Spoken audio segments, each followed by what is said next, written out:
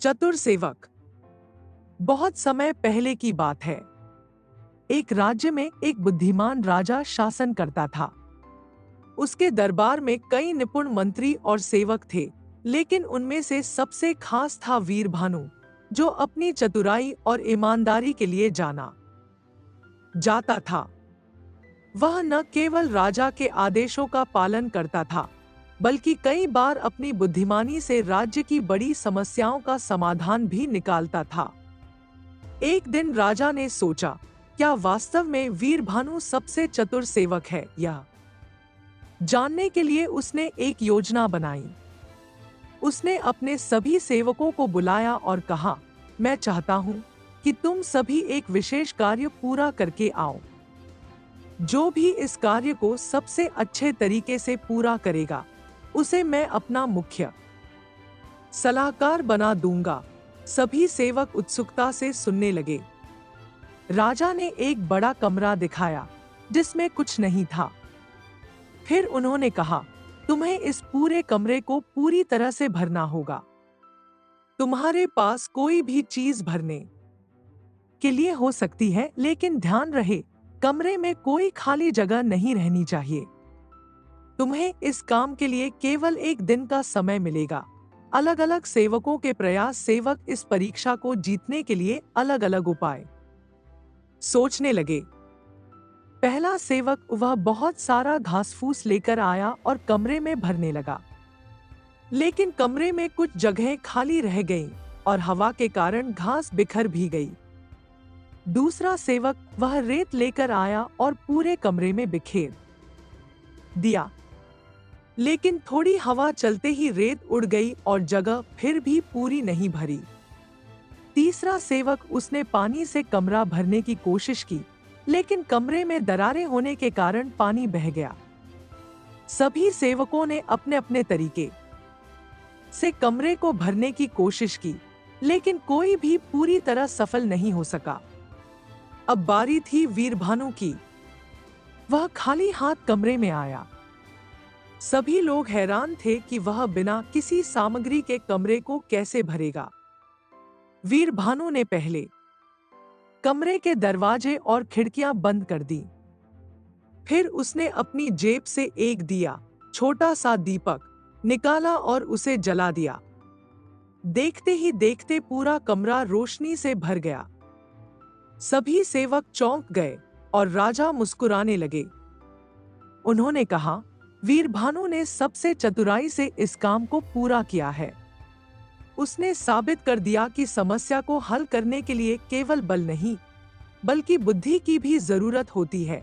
राजा वीर भानु की चतुराई से बहुत खुश हुए और उसे अपना मुख्य सलाहकार बना दिया। उन्होंने सभी दरबारियों से कहा, इस तरह वीर भानु अपनी चतुराई से न केवल राजा का विश्वास जीत गया, बल्कि राज्य के विकास में भी अहम भूमिका निभाने लगा। वीर भानु के चतुराई भरे कार्यों से राजा बहुत प्रसन्न थे, लेकिन यह बात राज्य के कुछ दरबारियों और सेवकों को पसंद नहीं आई। वे ईर्ष्या करने लगे और सोचे कि किसी तरह से वीर भानु को राजा की नजरों से गिराया जाए। कुछ धूर्त दरबारियों ने राजा के कान भरने शुरू कर दिए। उन्होंने कहा, महाराज, वीर भानु तो चतुर है, लेकिन क्या वह निष्ठावान भी है? अगर आप चाहें तो उसकी परीक्षा ले सकते हैं। राजा को विचार अच्छा लगा। उन्होंने वीर भानु की वफादारी और बुद्धिमानी की एक और परीक्षा लेने का निर्णय किया। अगले दिन राजा ने वीर भानु को बुलाकर कहा, मैं चाहता हूं कि तुम 3 दिनों के भीतर मेरे लिए एक ऐसी वस्तु लाओ जो जीवन में सबसे मूल्यवान हो, लेकिन वह किसी को भारी न लगे। अगर तुम यह कार्य पूरा कर सके तो मैं तुम्हें और बड़ा सम्मान दूंगा, लेकिन यदि असफल हुए तो तुम्हें दरबार छोड़ना होगा। वीर भानु ने सिर झुकाया और कहा, जो आज्ञा महाराज। वीर भानु राज्य भर में घूमने लगा और सोचने लगा कि ऐसी कौन सी वस्तु है जो सबसे मूल्यवान भी हो और हल्की भी हो। सबसे पहले वह एक व्यापारी के पास गया। व्यापारी ने उसे हीरे और सोने के आभूषण दिखाए। यह कीमती तो है, लेकिन भारी भी है। यह राजा की शर्त पूरी नहीं करती, वीरभानु ने सोचा। फिर वह एक विद्वान के पास गया। विद्वान ने उसे पवित्र ग्रंथ दिए और कहा, ज्ञान सबसे मूल्यवान चीज है। ज्ञान अनमोल है, लेकिन इसे पकड़ा नहीं जा सकता। वीरभानु ने विचार किया। 3 दिन बीत चुके थे, लेकिन वीरभानु को समाधान नहीं मिला। थक-हार कर वह एक वृद्ध साधु के पास पहुंचा। साधु ने मुस्कुराकर कहा, पुत्र, सबसे मूल्यवान वस्तु प्रेम और सद्भावना है।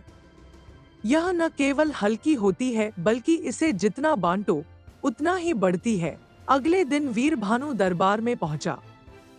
सभी दरबारी बेसब्री से इंतजार कर रहे थे कि वह क्या लाया है।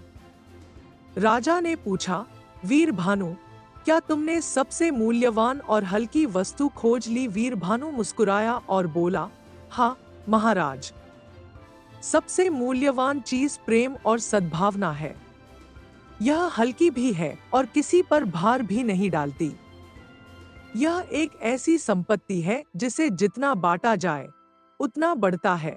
राजा की प्रसन्नता और ईर्ष्यालु दरबारियों की हार। राजा वीरभानु के उत्तर से बहुत प्रसन्न हुए और कहा, तुमने फिर साबित कर दिया कि तुम सबसे बुद्धिमान और योग्य सेवक हो। तुम्हारी बुद्धि और विवेक के कारण मैं तुम्हें अपना महामंत्री नियुक्त करता हूँ। यह सुनकर ईर्ष्यालु दरबारी निराश हो गए। उनकी साजिश नाकाम हो गई और वीरभानु ने अपनी चतुराई से फिर से राजा का विश्वास जीत लिया। वीरभानु की चतुराई और निष्ठा से राजा बहुत खुश थे, लेकिन दरबार में कुछ लोग अब भी उससे ईर्ष्या करते थे। उन्होंने सोचा कि अगर वीरभानु किसी कठिन परिस्थिति में फंस जाए तो शायद वह हार मान लेगा। इस बार उन्होंने राजा को सलाह दी कि वीरभानु की परीक्षा और कठिन होनी चाहिए। एक दिन राजा ने वीरभानु को बुलाकर कहा, तुमने अब तक अपनी बुद्धिमानी साबित की है, लेकिन अब मैं देखना चाहता हूँ कि तुम संकट के समय कितने चतुर हो। तुम्हें 7 दिनों के भीतर ऐसी चीज लानी होगी जो जीवन में सबसे कड़वी भी हो और सबसे मीठी भी। अगर तुम सफल रहे तो मैं तुम्हें राज्य का सर्वोच्च सम्मान दूंगा, लेकिन अगर असफल हुए तो तुम्हें अपना पद छोड़ना होगा। वीरभानु ने सिर झुकाया और कहा, मैं पूरी कोशिश करूंगा। महाराज वीरभानु ने राज्य भर में घूमकर खोज शुरू की। सबसे पहले वह एक व्यापारी के पास गया। व्यापारी ने कहा, नीम का रस सबसे कड़वा होता है, इसे ले जाओ। यह सच है, लेकिन यह मीठा नहीं है। वीरभानु ने सोचा। फिर वह एक किसान के पास गया। किसान ने कहा, शहद सबसे मीठी चीज होती है, इसे ले जाओ, शहद मीठा है, लेकिन यह कड़वा नहीं है। वीरभानु ने मन ही मन कहा। दिन बीतते गए, लेकिन उसे सही उत्तर नहीं मिला। आखिरकार 7वें दिन वह एक बुजुर्ग साधु के पास पहुंचा। उसने राजा की चुनौती के बारे में बताया। साधु मुस्कुराए और बोले, पुत्र, इस संसार में केवल एक ही चीज है जो सबसे मीठी भी होती है और सबसे कड़वी भी, वह है मनुष्य की वाणी। बोली। अगले दिन वीरभानु दरबार में पहुंचा। सभी दरबारी उसकी असफलता की प्रतीक्षा कर रहे थे। राजा ने पूछा, वीरभानु, क्या तुमने वह चीज ढूंढ ली जो सबसे मीठी भी हो और सबसे कड़वी भी? हाँ महाराज, संसार में सबसे मीठी और सबसे कड़वी चीज मनुष्य की वाणी है। जब कोई प्रेम और सद्भाव से बोलता है तो उसकी वाणी अमृत के समान होती है, लेकिन जब कोई कटु और क्रोध में बोलता है तो वही वाणी विष बन जाती है। राजा का प्रसन्न होना और दरबारियों की हार। राजा वीरभानु के उत्तर से अत्यंत प्रसन्न हुए और बोले, तुमने फिर सिद्ध कर दिया कि तुम सबसे चतुर और विवेकशील व्यक्ति हो। तुम्हारी यह सीख पूरे राज्य के लिए अमूल्य है। मैं तुम्हें राज्य का सर्वोच्च सम्मान प्रदान करता हूँ, और तुम्हें अपना सबसे प्रमुख मंत्री घोषित करता हूँ।